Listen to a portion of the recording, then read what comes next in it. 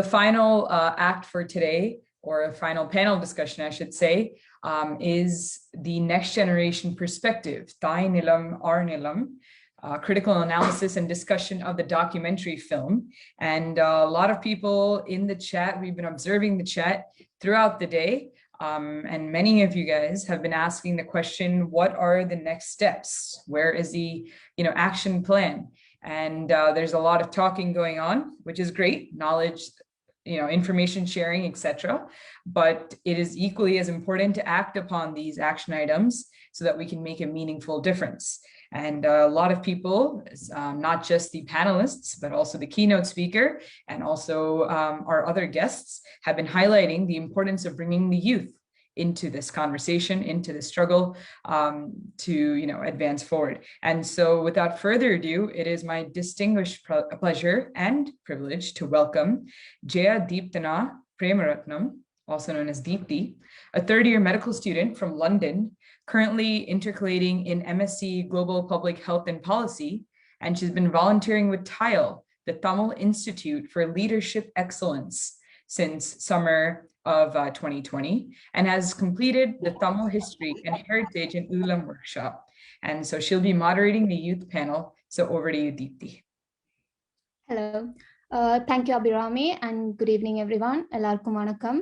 So I'll be moderating this youth panel today, and I would like the panelists to introduce themselves, starting with Thivyaa. Thivyaa. Hello, everyone. My name is Thivyaa. I am a fourth-year medical student intercalating in medical anthropology. And Kaarthikeyan. Yeah, good evening to everyone. This is Kaarthikeyan from Tamil Nadu.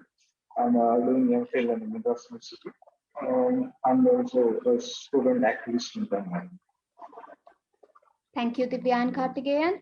So we watched a very powerful and informative documentary earlier today. So if you guys could start off with talking about your views and your initial thoughts on the documentary and your general views on land grab, we could start with Thivyaa again. Yes, thank you. I think first I want to say it was such a disturbing documentary. It was excellent in how much evidence it portrayed, but it was also very deeply triggering.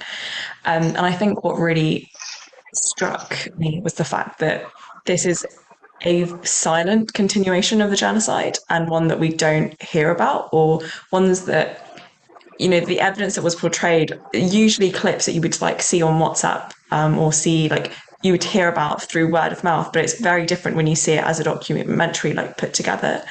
And I think it's no less violent than physical warfare. And I think just because there aren't blood and bones involved, it shouldn't mean that just how violent it is isn't ignored.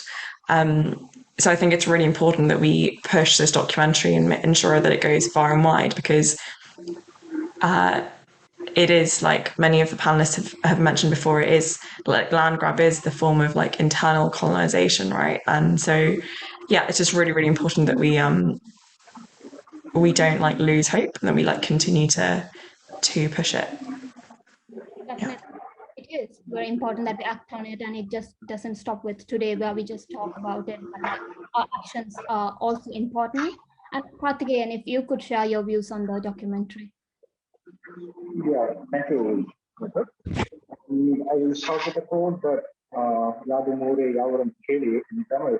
Actually, it's about wherever coming people's schools, they will treat all as equal, and wherever they reach, they will keep their own land.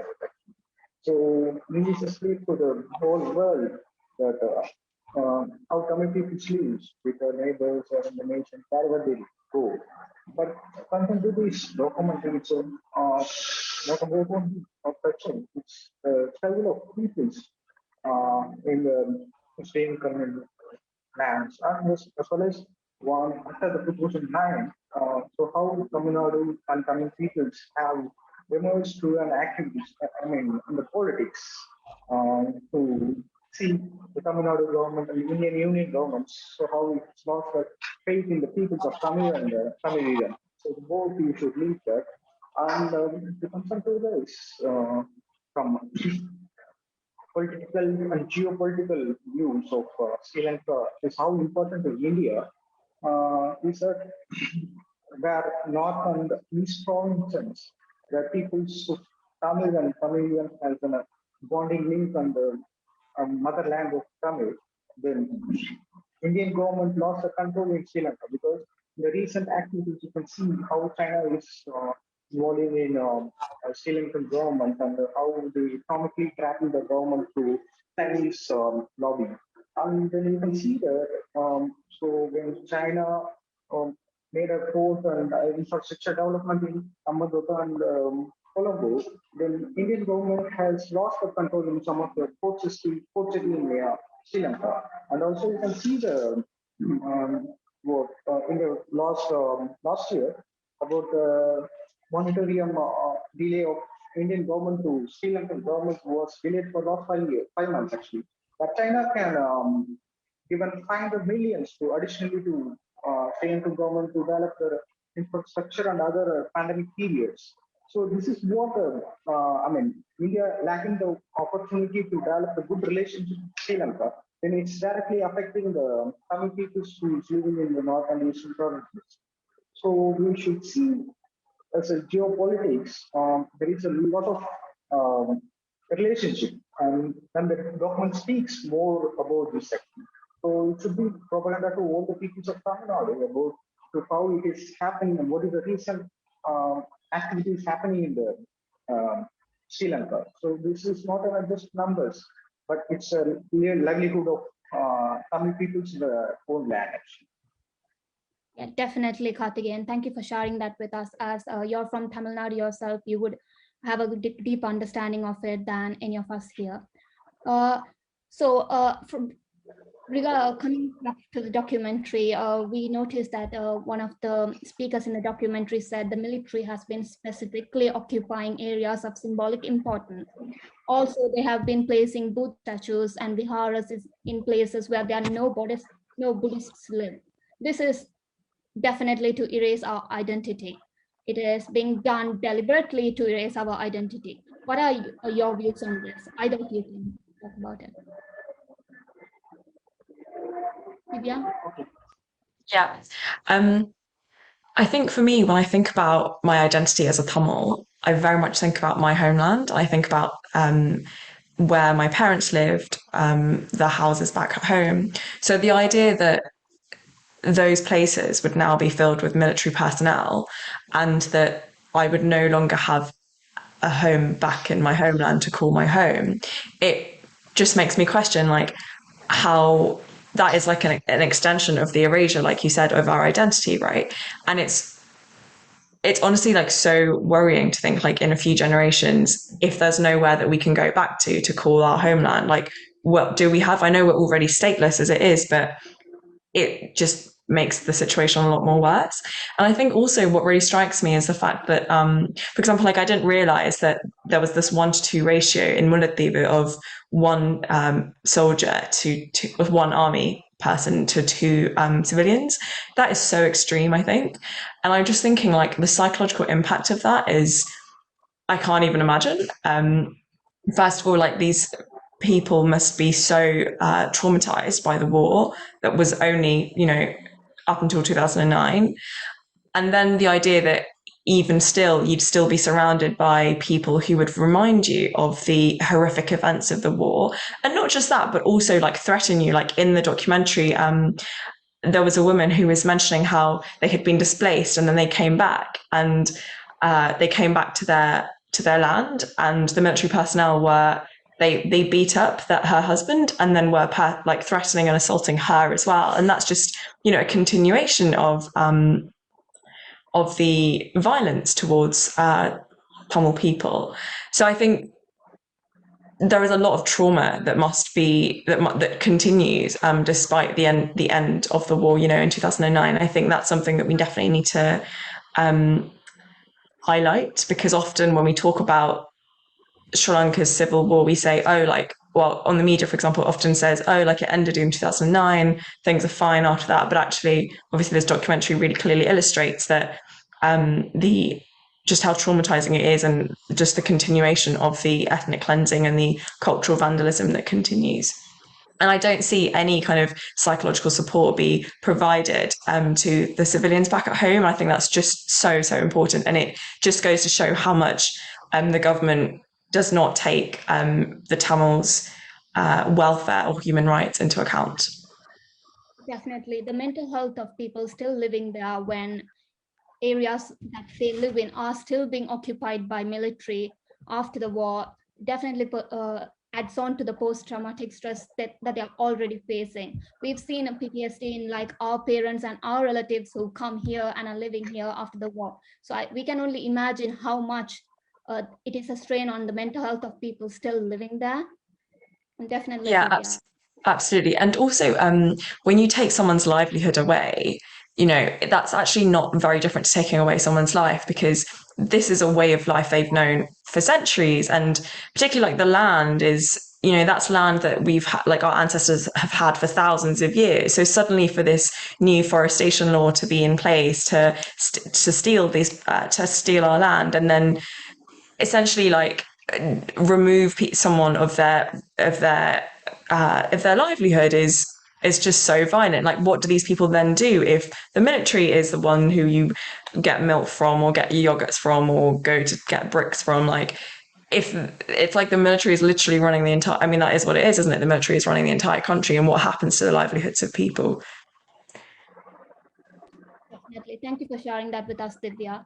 And also, one of the speakers in the documentary mentioned how the area from Nigambu to Puttalam used to be mainly Tamil speaking, but now it's lost from Tamil speaking areas. And this was done deliberately by the government by bordering these areas out. Personally, I'm from an area in between called Udapu, between Nigambu and Puttalam. And I remember it being Tamil speaking back in the past. My parents talk about it, and we have like the Muneswaram Koil he mentioned. But now when you go there, it's mostly Sinhalese. You can't see billboards with Tamil written on it. This is clearly like, it's evident that they are trying to erase us from our own place. So thank you for sharing with us, Thivyaa. And Kaarthikeyan, what are your views on this, on identity and how that's being erased from Sri Lanka? Yeah, and personally, I'm not visited Sri Lanka for this, but by seeing the videos and the social medias and reading some of the articles and reading in the books actually, so I get to know the pain of the people. It's not that you should feel the pain of farming. You should be in the place where you should get the pain actually. It's about how you are feeling the pain when you are seeing that actually. How your relatives are getting the pain from that land actually. So the land is the only way which connects people to stay and live on for years into the generation of generations. Once you remove from the land, you don't have any, I mean, bonding with the country, with the land. Once you remove from the places, so this is one of the main strategy which plays the state and government, so that they can more make fully of singleism all over the Sri Lanka. So this is one of the political agenda of Sri Lankans and Buddhist monks in Sri Lanka. So as a military, I can say that one thing, I mean, again joining with the military of geopolitics, that when India having the military concentration of all the places, like they have access to French government, I mean French in Indian Oceans and in the Australian, and they have that agreement with it for a naval portal actually. But when compared to the security of India, they are not having a good relationship with Sri Lanka nowadays, actually. But this is a threat to the Indian peoples also, for Tamil people as well as there. So it's not about only a military conversation of Sri Lanka, I mean, sorry, Tamil peoples that to remove from the place. So I think here in Tamil Nadu, it should be going, I mean, large wide to the students. So what is the problem? I mean, so what are the current situations and how when you are, I mean, there is a situation when you are in the homeland and somebody will took over your land, you get an angry, too much angry to the extent you will go for an that for that land actually. So like that, here the people and instance have the capacity to understand, but the political scenario of Tamil Nadu and the Indian context is different. Actually. But it should be eradicated. I mean the connection between all over the world with Tamil should be to be raised for to recover the places of Sri Lankan family and places in Sri Lanka. Thank you, Kaarthikeyan. And you talked about the pain that you could see, like it's visible. And even in the documentary, when the Amma said, "Enga nilattatane naanga kekkurom," and another speaker also mentioned, "Naanga enga nilatha kekkurom, ranuvathida nilatha illa." You could see the pain they are going through. They're visibly, it's very visible and it's very evident. Even if you visit there, you could see that it's a military camp every 10 minutes. Like I went to Jaffna 2 years ago, and that's what I saw too. And I was really confused. Why is it still like this? They say that the war ended in 2009, and to the outside world, like to everyone else who's not Tamil and who doesn't know the pain, it's like, oh, everything's fine in Sri Lanka, everyone's happy back there. But if you really do go to the north and east and see what's happening, you'll be able to see that it hasn't ended yet. So what do you think, like youngsters like you and I and the future generation, what can we do to prevent this happening any further, or to reverse the impacts that this has already caused on our community? Yeah, I just was thinking about that actually. I was thinking about the militarization of in Sri Lanka and maybe places of North and the Eastern provinces. But I can relate it to Indian perspectives that how it is happening in Northeast and Kashmir. So how militarization has opened the native peoples away from the native places. Actually. So I mean, for your question, actually, I was thinking in this day actually.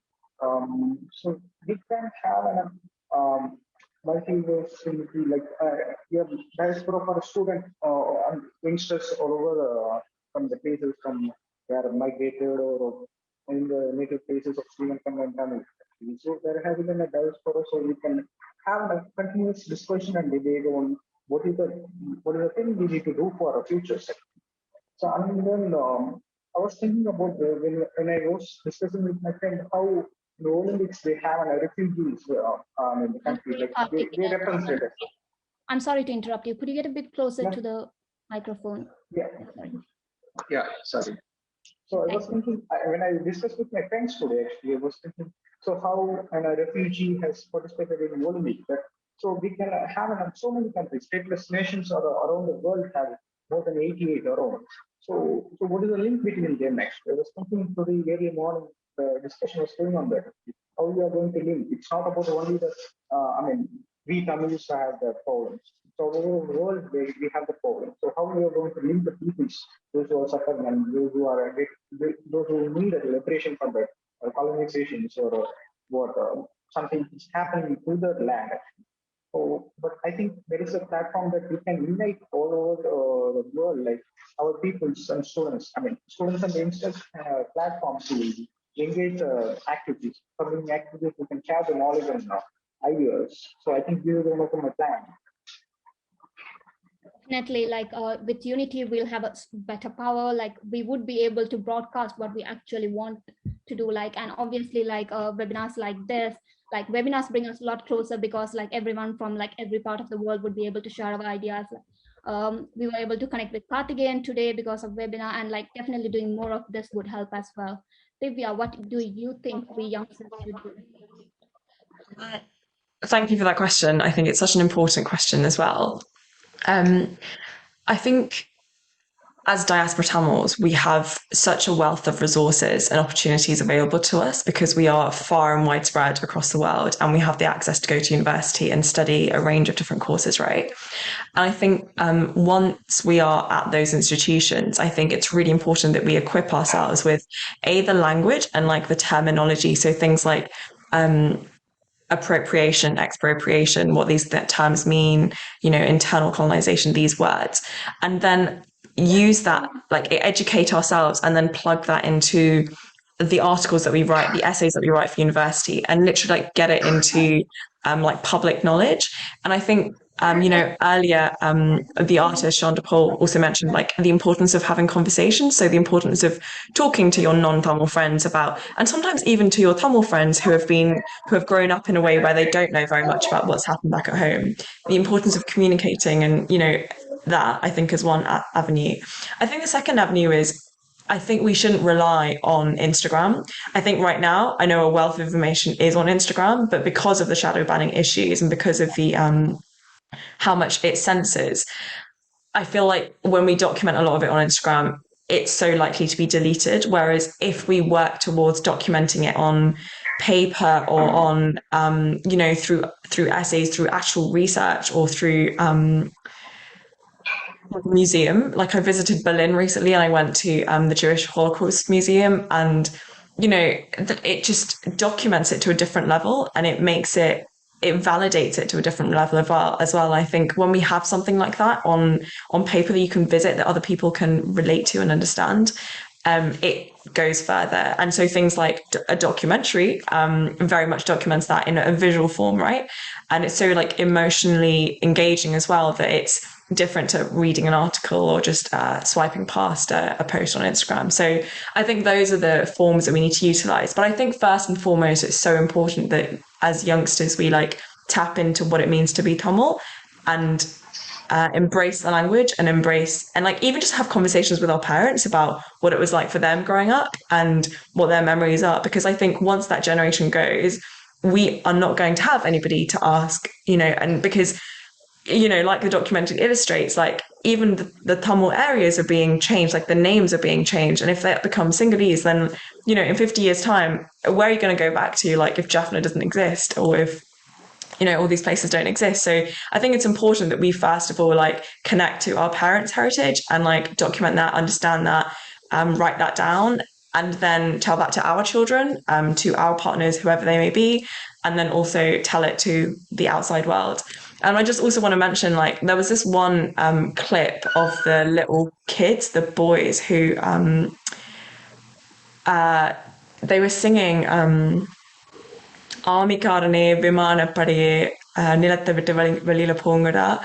And it honestly just struck me so much because, children's these days, like, I don't want to rant, but obviously, we grow up with technology. It's so easy to have kids just sit there, play games, and be so disengaged. But actually, when you see and when you show these clips to kids and get them to realize, like, by the way, back at home, this is what is happening, like, I think that it's really also important to, like, just to educate them, because I think otherwise there's a real disconnect between the younger generation and the older generation because we grow up in a different country. That doesn't mean that we have to lose our identity, right? So I think it's important to retain our identity by having this conversation. Sorry, I've ranted a little bit, but yeah, that's all I wanted to say.